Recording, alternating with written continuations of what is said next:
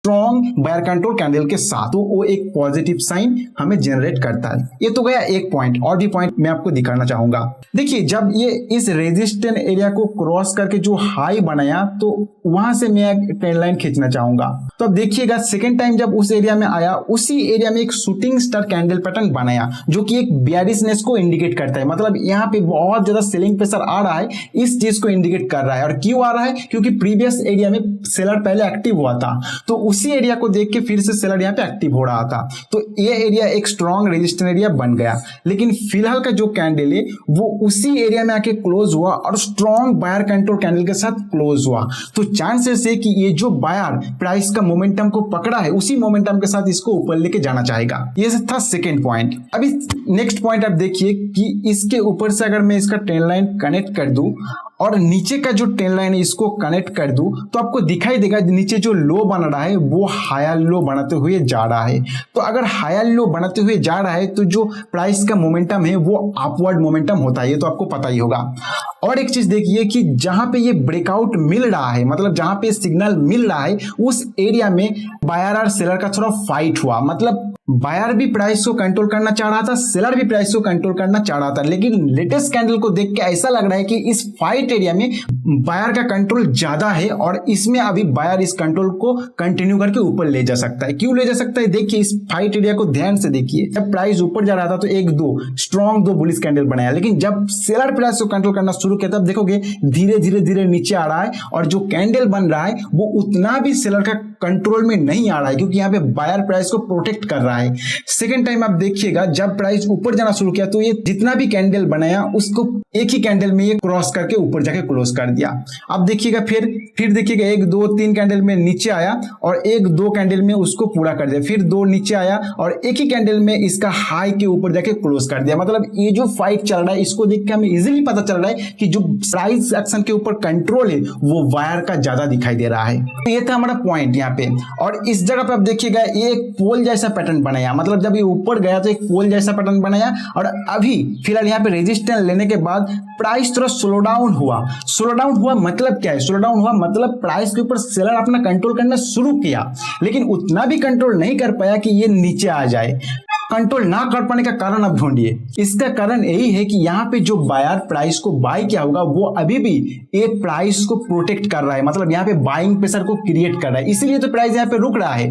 और रुक रहा है मतलब क्या है? इनको अभी भी लग रहा है कि प्राइस एक बहुत ही अच्छे एरिया में है और यहाँ पे ऊपर जा सकता है, और ऊपर जा सकता है इसको जो लग रहा है वो हमें यहाँ पे दिखाई दे रहा है कि वो अपना कंट्रोल यहाँ पे ले रहा है। तो इसका मतलब यहाँ से प्राइस ऊपर जाने का चांस ज्यादा है। तो यही था हमारा प्राइस एक्शन के ऊपर एनालिसिस। ये एनालिसिस करने के बाद हमें लग रहा है कि प्राइस यहाँ से ऊपर जा सकता है। लेकिन अगर आप एक बिगिनर हो, आपको बहुत ही छोटा छोटा पॉइंट देखना नहीं आता है, तो आपको यहाँ पे कंफर्मेशन लेना होता है, उसलिए आप इंडिकेटर का हेल्प लेते हो। लेकिन यहाँ पे मैं एक आपको पॉइंट दिखाना चाहूंगा जिस पॉइंट से आप कंफर्मेशन ले सकते हो। हर जगह हमेशा ये पॉइंट आपको मिलेगा नहीं, लेकिन फिर भी आप उस कंफर्मेशन को यूज कर सकते हो अगर चार्ट के ऊपर दिखाई दे रहा है तो आपको और अलग इंडिकेटर का शायद हेल्प ना लेना पड़े। तो यहाँ पे हमारा बाइंग सिग्नल जनरेट हो चुका है।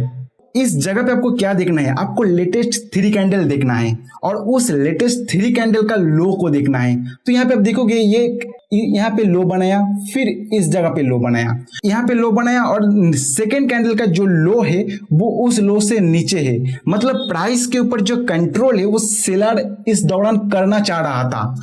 ये सिर्फ आपको लो को देखना है, इसका जो कलर है उससे कोई मतलब नहीं, सिर्फ लो को देख के आपको डिसाइड करना है कि प्राइस को कौन कंट्रोल करना चाह रहा था। तो यहाँ पे सेलर कंट्रोल कर रहा था लो के हिसाब से, लेकिन अचानक जो लेटेस्ट कैंडल का लो आप देखोगे इस लो के ऊपर है। मतलब जो बायर है वो प्राइस को इस लो के नीचे नहीं जाने दिया। मतलब सेलर का जो कंट्रोल था वो पूरी तरह से बायर ने रिजेक्ट कर दिया, जो कि एक पॉजिटिव साइन को इंडिकेट करता है। अगर आपका प्राइस एक्शन को देख के इस जगह पे बाइंग सिग्नल जनरेट हो रहा है और आपको लग रहा है 70% लग रहा है कि प्राइस ऊपर जाएगा और उस जगह पे इस तरह का प्राइस एक्शन बन रहा है लेटेस्ट 3 कैंडल में कि ये लो बनाया फिर एक लो बनाया और जो कैंडल आपको कंफर्मेशन दे रहा है वो इस लो के ऊपर है, तो इस 70% में और 5% आप जोड़ दीजिए, मतलब आपका जो यहाँ पे ऊपर जाने का चांस है वो 75% हो जाएगा। मतलब एक कंफर्मेशन का ये काम करेगा।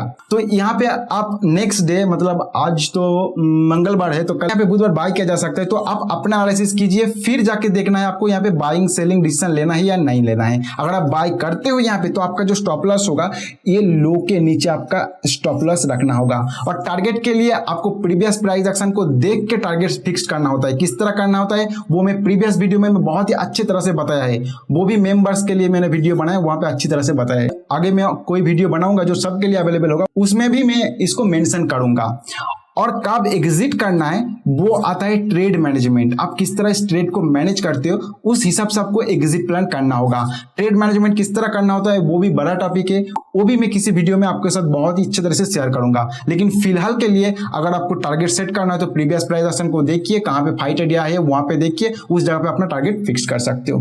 तो चलिए मैं नेक्स्ट स्टॉक एक बताता हूं जहां पे इसी तरह का प्राइस एक्शन हुआ है, और वो भी आज का डेट का ही लेटेस्ट कैंडल है। मतलब वहां पे भी बाइंग सेलिंग डिसीजन आप कर सकते हो। तो अभी आपके सामने GPPL का 1 डे टाइम फ्रेम का चार्ट ओपन है, और ये लेटेस्ट कैंडल है जो आज का डेट का है।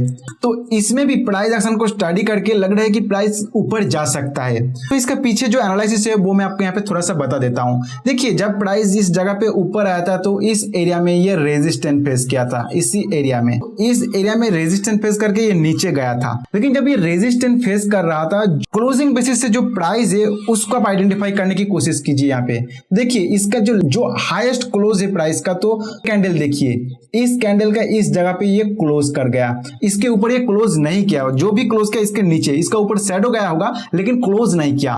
तो मैं उस क्लोजिंग प्राइस से एक ट्रेंड लाइन खींचना चाहूंगा यहाँ पे। तो अब देखिएगा, प्राइस जब फिर से ऊपर आने की कोशिश किया तो उसी एरिया से प्राइस को फिर से नीचे खींचा गया। मतलब ये रेजिस्टेंस की तरह काम करना शुरू कर दिया। और देखिएगा, जब फिर से ये कैंडल टच किया तो फिर से यहाँ पे रेजिस्टेंस की तरह काम करने लगा, लेकिन फिर से इसको प्राइस को नीचे गिराया गया। और जो लेटेस्ट कैंडल है उसमें आप देखोगे प्राइस इसके ऊपर जाके क्लोज कर गया। मतलब एक पॉजिटिव साइन को इंडिकेट कर रहा है। सेकंड चीज आप देखोगे, प्राइस जब यहाँ पे नीचे आया तो बहुत ही स्ट्रॉन्ग प्राइस कंट्रोल के साथ नीचे आया, मतलब सेलर कंट्रोल के साथ नीचे आया। फिर यहाँ पे थोड़ा टाइम बिताना शुरू किया तो एक उल्टा फॉल एंड फ्लैग पैटर्न बनाया, और फिर से प्राइस को सेलर कंट्रोल करके नीचे लेके चला गया।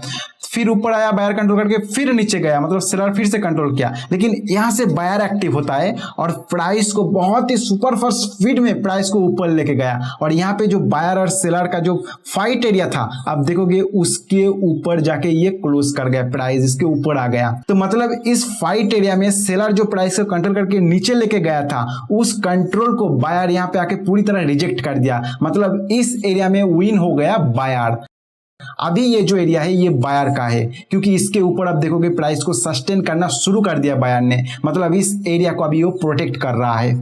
फिर देखोगे यहां से एक स्ट्रॉन्ग बुलिश कैंडल बनाता है इस जगह पे आने के बाद, तो इस जगह पे फिर से एक स्ट्रॉन्ग एरिया क्रिएट हो जाता है बायर के लिए। तो फिर देखोगे अब जब ये नीचे आया उसी एरिया को ये प्रोटेक्ट कर रहा है। मतलब ये भी एक स्ट्रॉन्ग सपोर्ट एरिया है बायर के लिए। इसके नीचे जाने के लिए सेलर को बहुत ज्यादा एफर्ट डालना पड़ेगा, क्योंकि वहां पे दिखाई दे रहा है हमें प्राइस एक्शन से। देखिए, प्राइस जब भी नीचे आने की कोशिश कर रहा है, इस एरिया में आने की कोशिश कर रहा है, बायर एक्टिव हो रहा है और प्राइस को रिजेक्ट कर रहा है, मतलब ऊपर खींचने की ट्राई कर रहा है। और लेटेस्ट कैंडल एक स्ट्रॉन्ग बुलिश कैंडल का भी इंडिकेशन दे रहा है। तो यहां से चांस है कि प्राइस ऊपर जा सकता है। तो यहाँ पे कंफर्मेशन के लिए जैसे मैंने आपको बताया, आपको थोड़ा मैं जूम कर देता हूँ इस चार्ट को तो आपको अच्छे से दिखेगा। यहाँ पे देखिए, लेटेस्ट 3 कैंडल को देखना है। इसका लो यहाँ पे, फिर लो यहाँ पे बनाया। मतलब यहाँ पे जो प्राइस नीचे आया, लो जो बनाया, यहाँ पे सेलर का बहुत ज्यादा कंट्रोल था, इसीलिए तो लोअर लो बन रहा था। लेकिन जो लेटेस्ट कैंडल है वो इस लो को तोड़ नहीं पाया, उसके ऊपर ही रह गया। मतलब सेलर प्राइस को कंट्रोल करना चाह रहा था, लेकिन बायर इतना एग्रेसिव था कि इसका लो को भी तोड़ने नहीं दिया।